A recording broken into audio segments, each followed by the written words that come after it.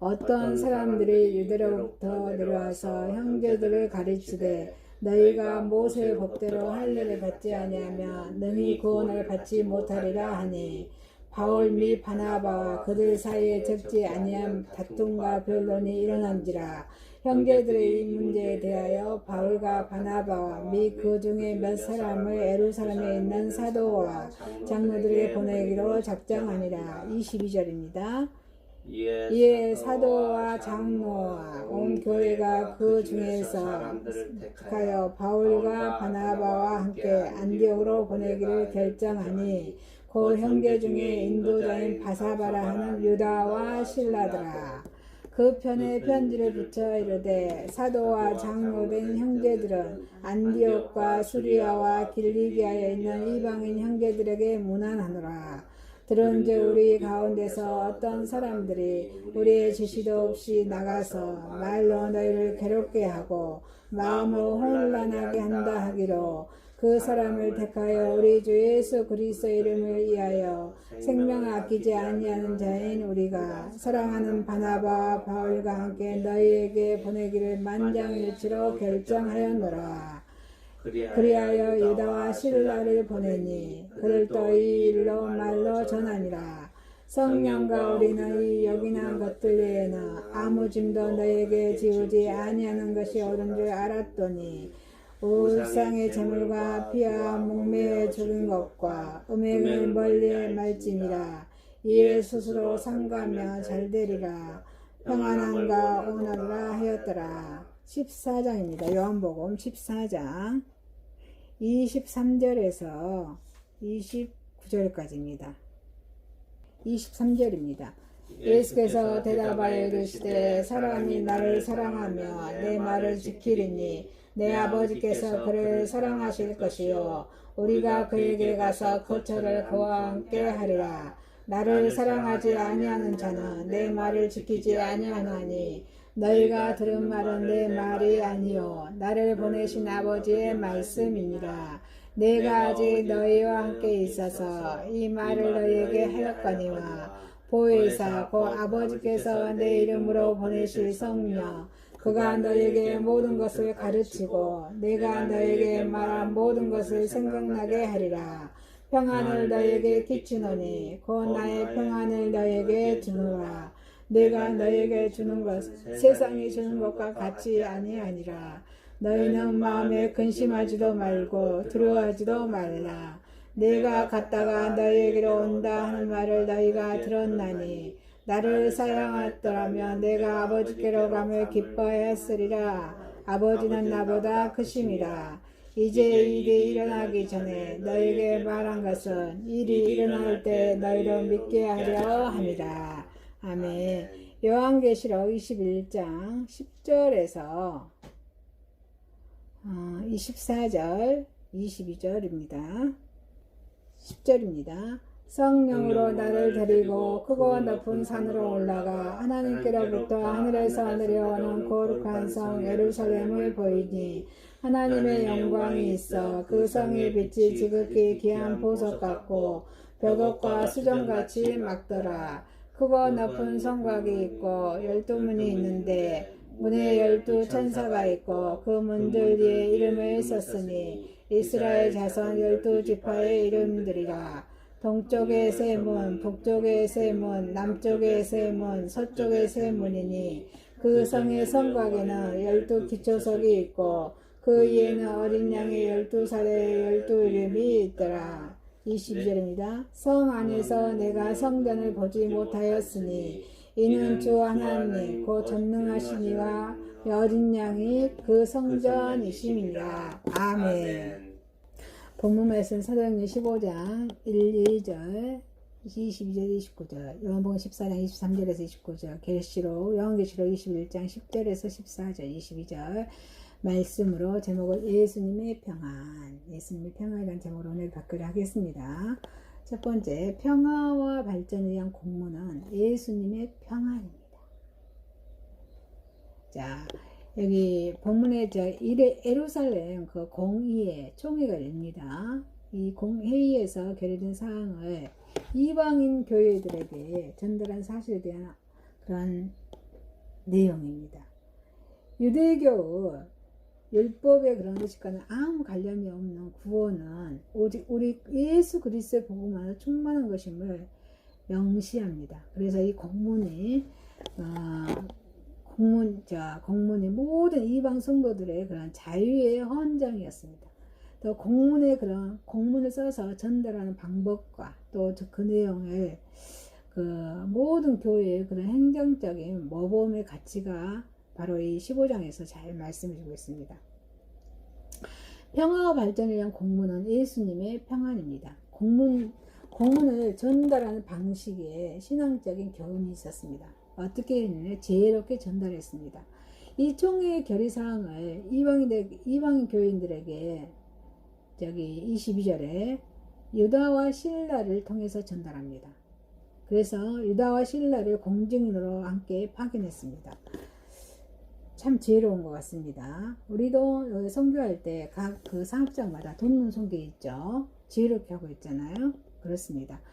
바울과 바나바 사도만이 공문을 가지고 돌아왔다면 그런 이방 교회 안에 유대주의자들은 그 결의사항이 그 합법적이 아니다 라고 소문을 냈을 것입니다. 그래서 또한 전에 1절에 유대로부터 내려온 사람들로 인해서 야기되었던 혼란이 있었으니, 그래서 그들보다 22절에 온 교회가 인정하여 그 권위 있는 예루살렘 교회에 22절에 인도자들을 함께 그런 동행하게 됩니다. 그래서 이 동행하게 한 처사가 이방인들의 그런 상처를 감싸주고 대적자들의 입을 막는데 지혜로운 처사였다는 것입니다. 두 번째, 지혜롭게 보냈습니다. 지혜롭게 전달했고 지혜롭게 보냈습니다. 조그마한 권위의식도 거기에는 없었습니다. 오직 이방 교회 성도들을 이루어려는 의지만이 있었습니다. 이방인 성도들의 신앙을 인정을 해줬습니다. 형제들은 23절에 이방인 형제들에게 문안한다고 한 말을 보십시오.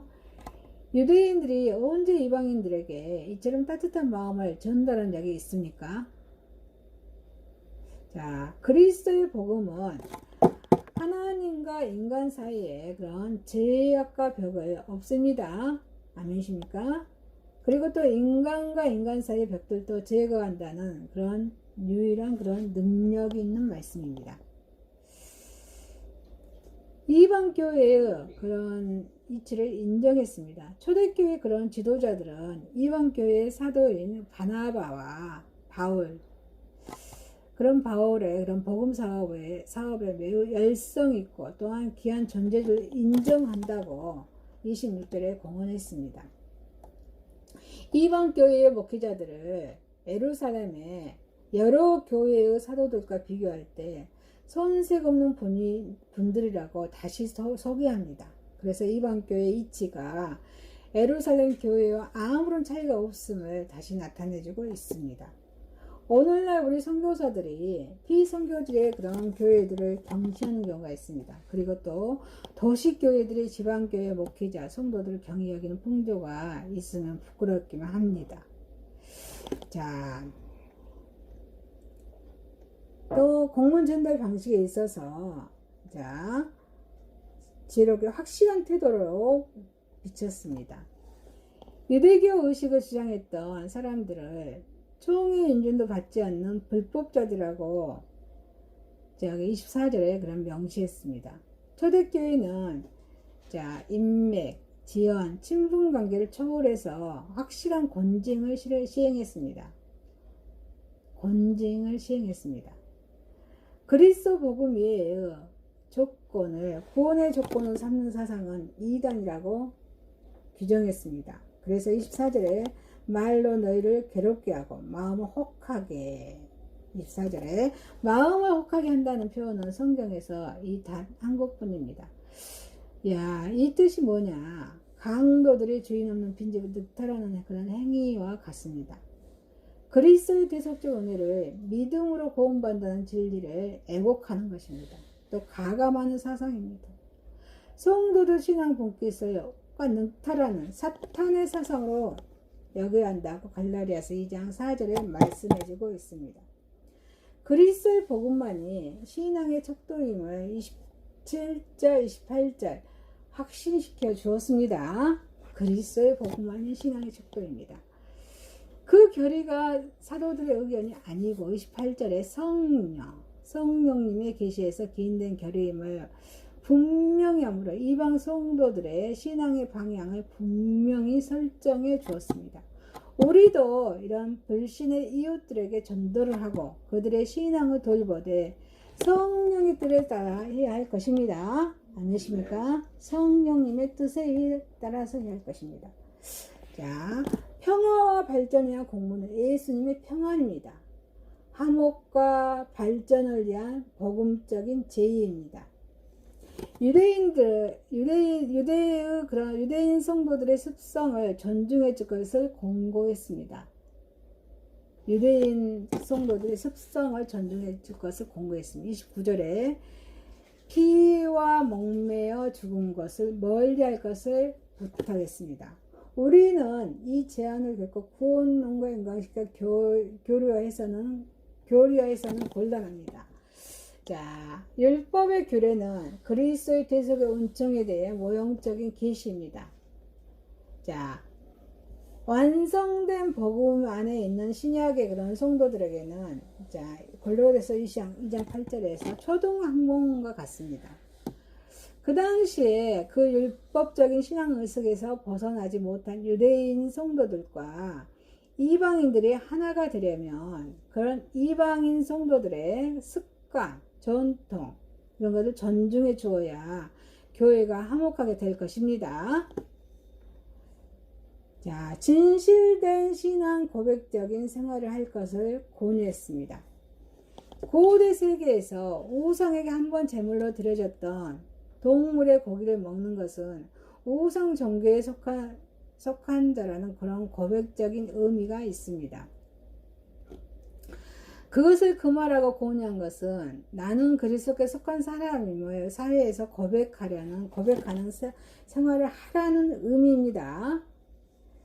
주일 성수도 같은 신앙적인 고백의 의미가 있습니다. 또 음행을 멀리 하라는 것은 이웃뿐만 아니라 자신의 신앙 양심 앞에서도 진실하라는 공고입니다.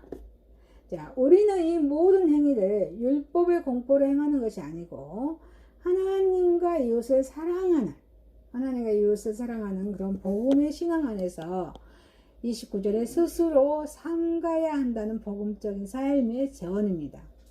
그래서 하나님의 말씀의 성경은 성도가 사랑과 신앙으로 행치 않는 것은 죄 때문이라고 말씀하십니다.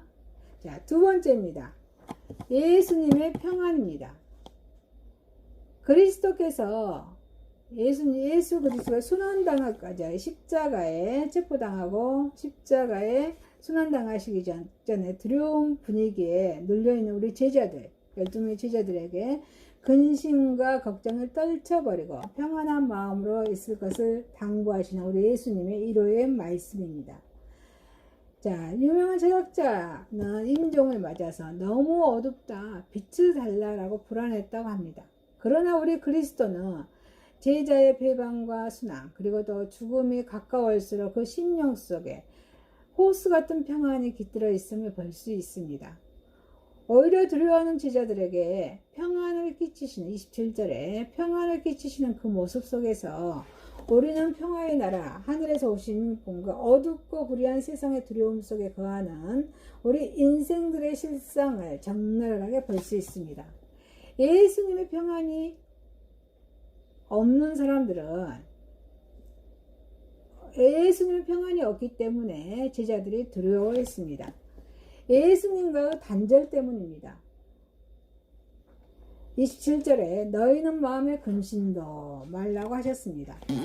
제자들의 근심의 이유는 주님께서 자신들이 또 따라올 수 없는 곳으로 홀로 떠나시겠다는 것을 알고부터서입니다. 요한복음 13장 36절이죠. 14장 1절 5절. 그것은 메시아와 단절을 의미하는 것입니다. 그리스도와 단절은 제자들에게 있어서 또 하나의 의미가 있다는 것을 우리는 살펴보아야 합니다. 바로 세상과 영역과의 단절입니다. 세상과 영역과의 단절입니다.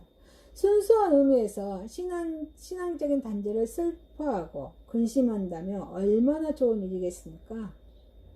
그러나 제자들은 주님을 따르되 9절에 그 성육하신 하나님의 인격을 사랑한 것이 아니고 당시의 군중들처럼 그리스도를 통하여 얻게 될지도 모르는 세상의 권세, 영예, 그리고 물질적인 행복에 대한 기대감으로 제자들은 예수님을 따랐던 것입니다.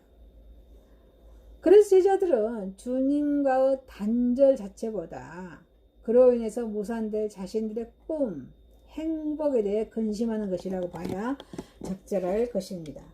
근심은 인간 자신의 욕망에 비례하여서 커집니다. 그러므로 근심은 욕심의 다른 얼굴입니다. 그래서부터 나의 근심은 악마에게서 나온다. 악마에게서 나온다라고 했을 정도입니다. 성도의 근심 오직 주님과의 교제가 끊기는 것에 집중되어야 합니다. 예수님의 평안이 없는 사람들은 제자들이 두려워했습니다. 그래서 이 사람들은 환경의 압력 때문에 그렇습니다. 두려워하지 말라. 27절에 말씀하십니다. 주님은 홀로 어디론가 가버리시고 수석 제자인 베드로까지 배반하게 될 것이라고 말씀하십니다. 13절, 요한복음 13장 38절에. 그래서 모든 종의 인물에 대해서 배반당할 것이라는 말씀. 이 말씀은 제자들이 속한 공동체의 평안을 일시에 깨뜨리는 효과를 가져왔습니다. 그런 사내들인 회의에서 그런 살인은 제자들이 엄청난 그런 두려움으로 엄습해 왔을 것입니다. 두려움은 요한복음 14장 1, 2절에 나를 믿으라 내 아버지 집에 너희도 있게 하리라. 이 말씀은 주님의 언약도 신뢰하지 못할 정도였습니다. 요한은 여기서는 사도 요한이죠. 요한은 두려움을 불신앙인들의 삶의 분께서 묘사했습니다. 요한복음 6장 19절이죠. 그러므로 성도의 두려움은 하나님보다 세상의 권세를, 진리보다 불의를, 또 주님의 언약보다 세상의 행복을 더 신뢰하거나 가치 있게 여길 때 찾아오기 마련입니다. 바울과 실라는 칠흑 같은 밤중의 그런 옥 속에서도 평안의 찬송을 불렀다고 사도행전 16장 25절에 말씀하고 계십니다. 그리스도를 믿는 이들은 결코 인생의 밤을 두려워하지 않음을 명심합시다. 예수님의 평안입니다. 그리스도의 평안의 의미입니다. 자, 이 평안은 세상이 주는 것과는 아주 다릅니다. 27절에 내가 너에게 주는 것은 세상이 주는 것과 같지 아니하리라. 하나님의 영원성, 진리성, 이 결여된 세상의 평안은 도피적입니다. 근본적인 문제, 죄, 죽음, 질병, 심판, 분쟁이 해결해 주지 못합니다. 물질, 영의 단편적인 행복으로 불안함을 망각해 합니다. 세상의 행복은 마취적입니다. 객관성이 없습니다. 평안의 기반과 근거가 되는 것들을 허약합니다. 물질의 이성, 인간의 이성, 사랑, 권세, 건강 모두 시간과 환경에 따라서 변합니다. 세상의 평안은 주관적일 수밖에 없습니다. 한계가 또 있습니다. 세상의 평안은 한계가 있습니다. 항상 부족함을 느끼게 합니다. 요한복음 4장 15절 17절입니다. 항상 부족함을 느끼게 합니다. 만족이 없다는 거죠. 하나님의 영원하신 성품이 결여된 물질의 세계의 평안은 그 물질의 비도덕성 때문에 영혼의 삶의 파괴를 당하는 경우가 있습니다. 또 후유증이 있습니다. 세상의 평안은 후유증이 있습니다. 알코올은 허탈감과 중독증, 학문과 예술은 번뇌와 회의감을 줍니다. 세상이 주는 평안은 각절더한 후유증을 동반합니다.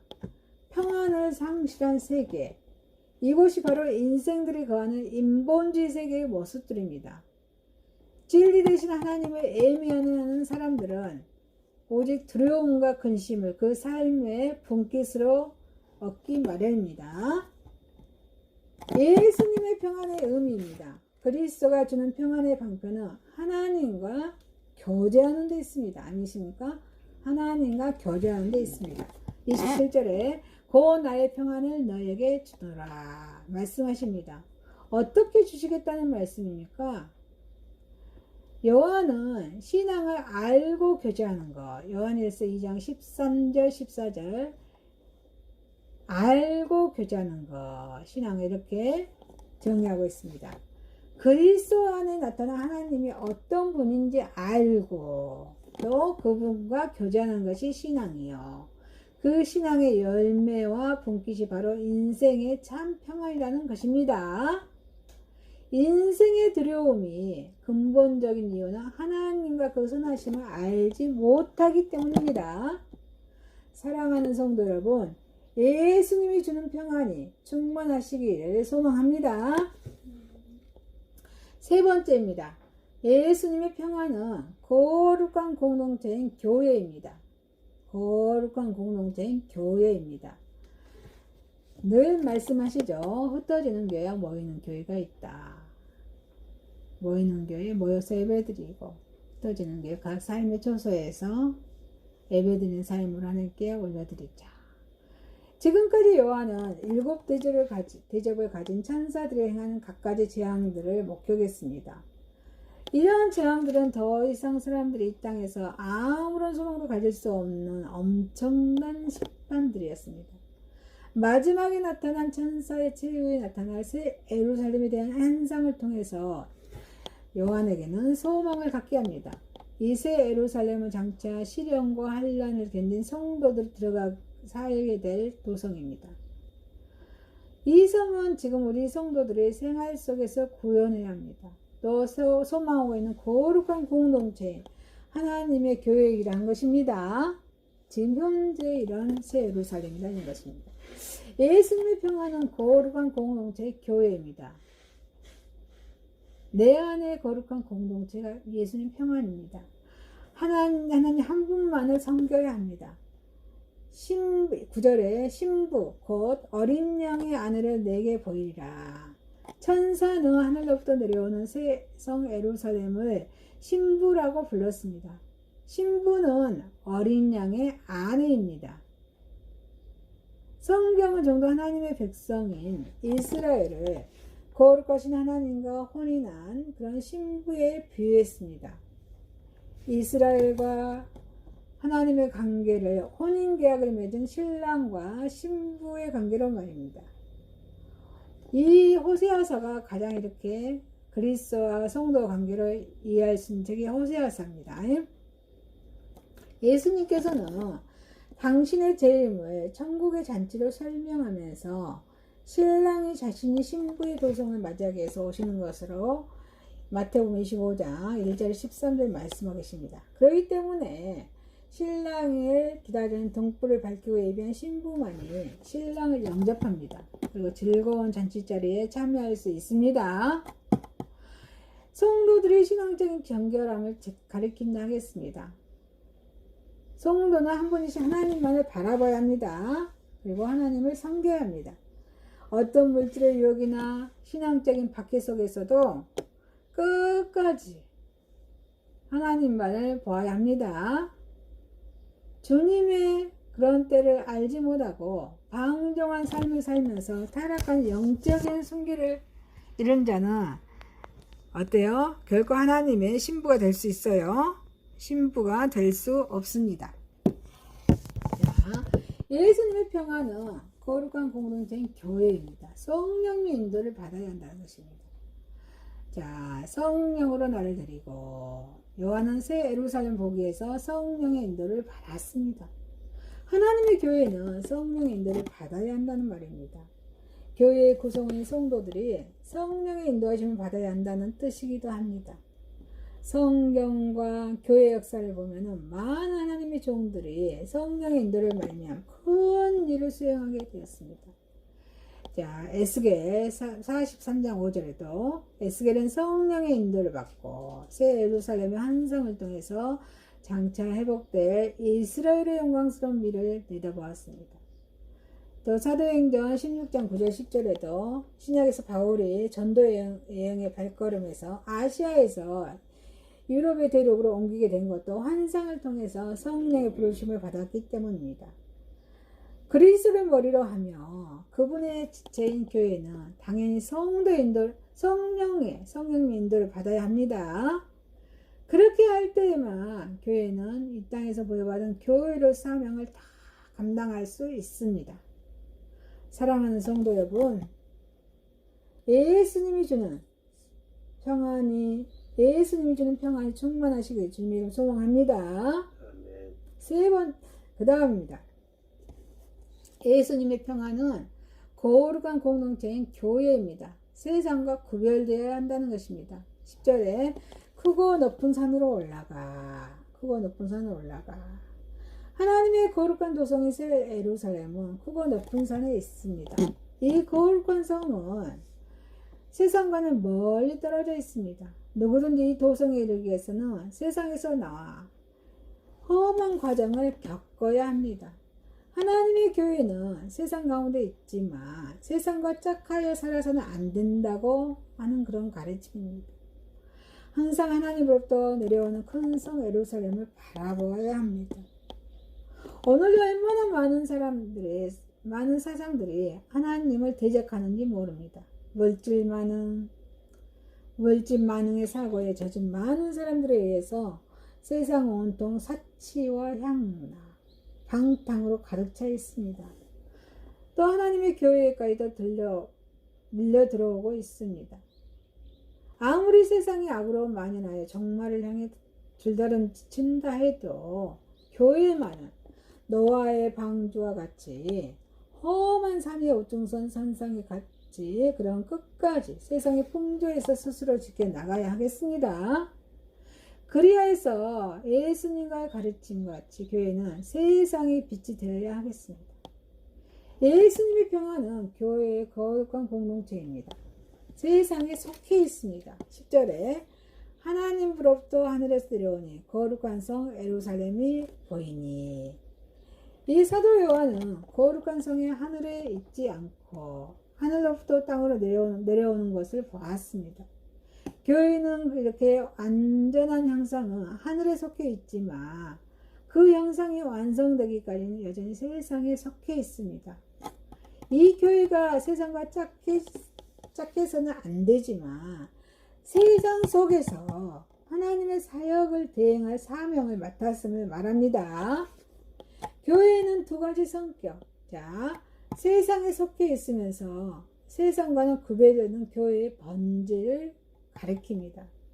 교회는 사회의 재반적인 그런 구조적인 모습 덩어리를 모두 깨부수고 그것에 하나님의 진정한 올바른 도성을 세우기에 노력해야 합니다. 그리스도께서 뜻이 하늘에서 이루어진 것 같이 땅에서도 이루어지기를 마태복음 6장 10절이죠. 이렇게 기도해야 합니다. 교회가 세상에서 부패를 막는 소금의 역할을 다 감당해야 할 것을 마태복음 5장 13절에 교훈하고 있습니다. 사랑하는 성도 여러분, 예수님이 주는 평안이 충만하시길 소망합니다. 아멘. 마치겠습니다. 평화와 발전의 공문은 예수님의 평안이었습니다. 예수님의 평안입니다. 예수님의 평안은 거룩한 공동체의 교회입니다. 기도합니다. 전능하신 하나님 아버지, 내 죄를 위해 죽으시고 부활하신 예수님의 평안을 소망합니다. 예수님의 이름으로 기도드립니다. 아멘.